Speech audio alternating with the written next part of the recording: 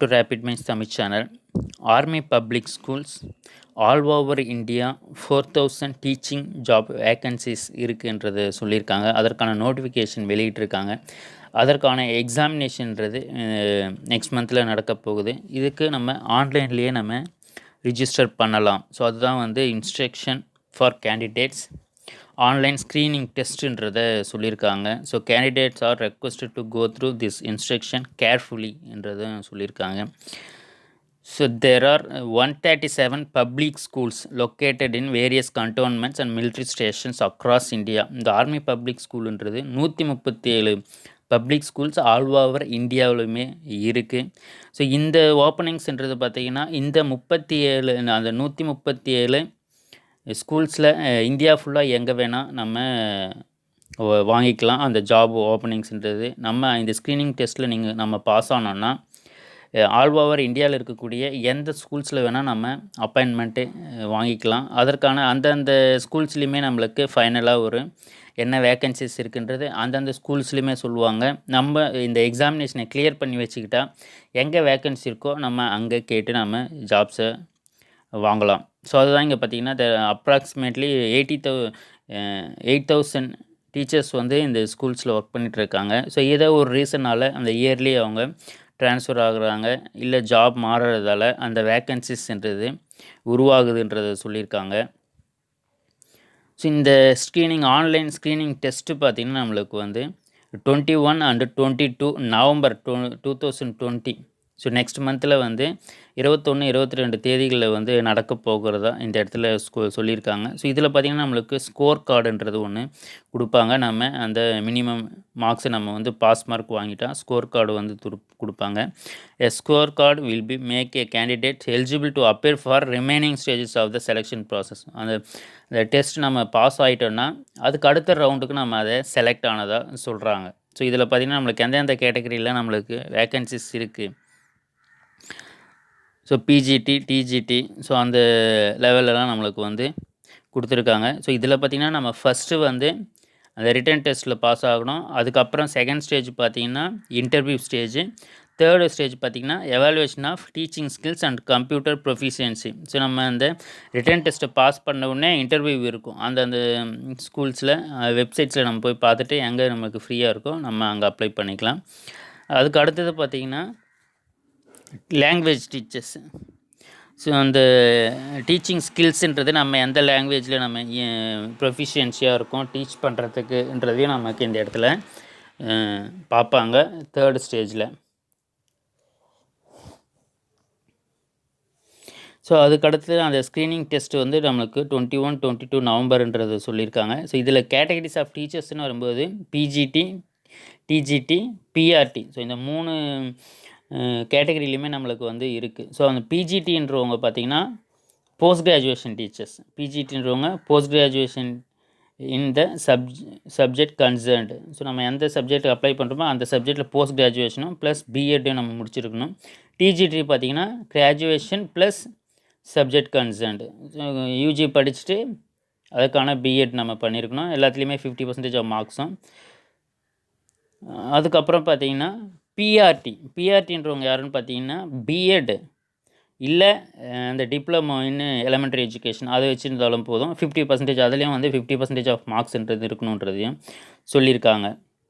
இதில் ஏஜ் லிமிட்டுன்னு பார்த்தீங்கன்னா below 40 years இருந்தால் போகுதுன்ற மாதிரி சொல்லியிருக்காங்க. யாருன்னு பார்த்தீங்கன்னா ஃப்ரெஷ் கேண்டிடேட் பிலோ 40 இயர்ஸும் எக்ஸ்பீரியன்ஸு கேண்டிடேட் வந்து 57 இயர்ஸுக்குள்ளே இருக்கணுன்றதான் சொல்லியிருக்காங்க. 10 இயர்ஸ் எக்ஸ்பீரியன்ஸ் இருக்கவங்க.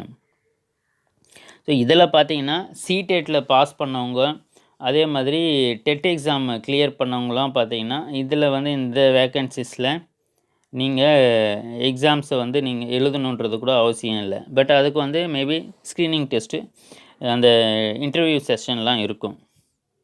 ஸோ அதுதான் நம்மளுக்கு CTET TET is not a mandatory for appearing in the online screening test. However, TET conducted by central state government is mandatory for appointment as a TGT and PRT. Those not qualified in CTET, TET, but found fit in all the respect may be considered for appointment on vacancies which may be ad hoc in nature till attainment of qualification. So அது மாதிரி அந்த போஸ்ட்டில் போட்டாலுமே அவங்க வந்து அதை திரும்ப எழுதலாம், அதை வந்து எழுதி பாஸ் பண்ணலாம்ன்றதையும் நம்மளுக்கு சொல்லியிருக்காங்க.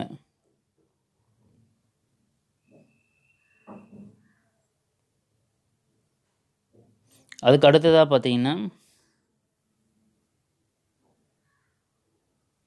the screening test for 2020 will be conducted as under 22 November 2020 as per schedule-ன்றது கொடுத்துருக்காங்க. ஸோ அதே மாதிரி இந்த ரிட்டன் டெஸ்ட்டில் என்னென்ன கொஷின்ஸ் வந்து நம்மளுக்கு கேட்பாங்கன்றது பார்த்திங்கன்னா பிஜிடிக்கு general awareness, mental ability, English comprehension, educational concept, methodologies, inclusive education, IT அதை கேட்பாங்க. ப்ளஸ் அந்த கன்சர்ன் சப்ஜெக்ட்ஸ் உங்களுக்கு இருக்கும். அதே மாதிரி பார்ட் பி செக்ஷனில் உங்களுக்கு ஸ்பெசிஃபிக் சப்ஜெக்ட் மேட்டர்ஸ். ஸோ பார்த்திங்கன்னா நம்மளுக்கு அதில் நம்மளுக்கு பார்ட் ஏல 90 மார்க்ஸ் வந்து சொல்லியிருக்காங்க. இது வந்து 180 மினிட்ஸ் நம்மளுக்கு வந்து எக்ஸாம் டியூரேஷனாக கொடுப்பாங்க. பார்ட் பி வந்து நம்மளுக்கு சப்ஜெக்ட் மேட்டர்ஸ். அதே மாதிரி பிஆர்டியில் பார்த்திங்கன்னா அதே general awareness, mental ability, English comprehension, educational concepts and methodology, inclusive education, IT.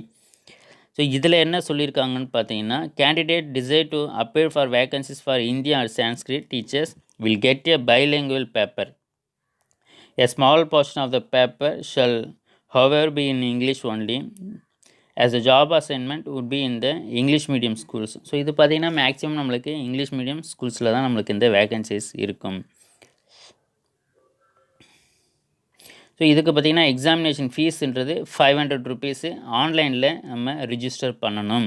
So இது எப்போதைக்குள்ளே பண்ணணும்னு பார்த்திங்கன்னா 1 அக்டோபர்லேருந்து 20 அக்டோபருக்குள்ளே நம்ம இந்த ஆன்லைன் ரெஜிஸ்ட்ரேஷன் பண்ணிடணுன்றதான் கொடுத்துருக்காங்க. ஸோ அந்த வெப்சைட்னு பார்த்திங்கன்னா APS-CSB.in. ஸோ இந்த வெப்சைட்டில் போனீங்கன்னா உங்களுக்கான ஆன்லைன் போர்ட்டல் ஓப்பனாக இருக்கும், நீங்கள் பண்ணலாம்.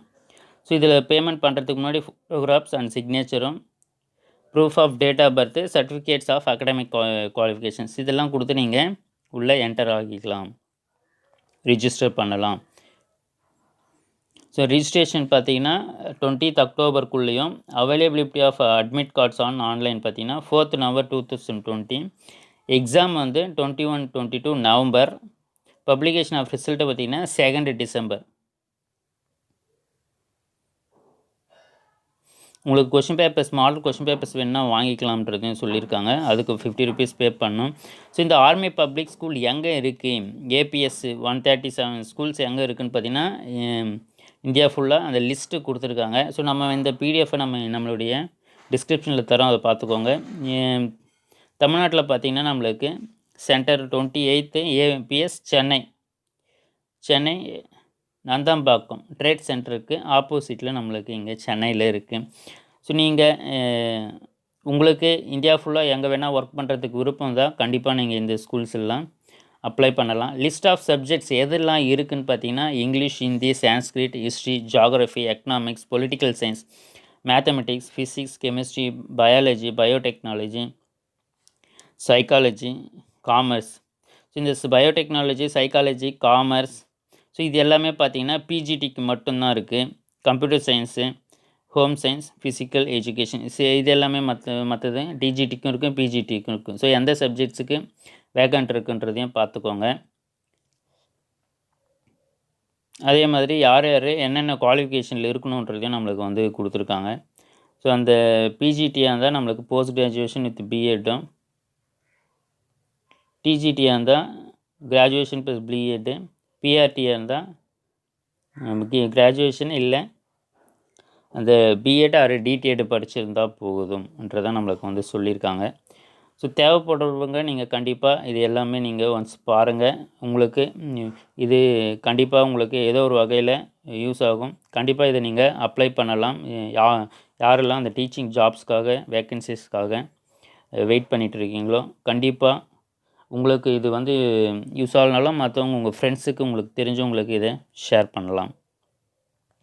எங்கெல்லாம் எக்ஸாமினேஷன் நடக்கும்னு பார்த்தீங்கன்னா தமிழ்நாட்டில் சென்னை அண்ட் கோயம்புத்தூர் இந்த 2 இடங்கள்லையும் வந்து சென்னை, கோயம்புத்தூரில் எக்ஸாம் சென்டர்ன்றது இருக்கும்.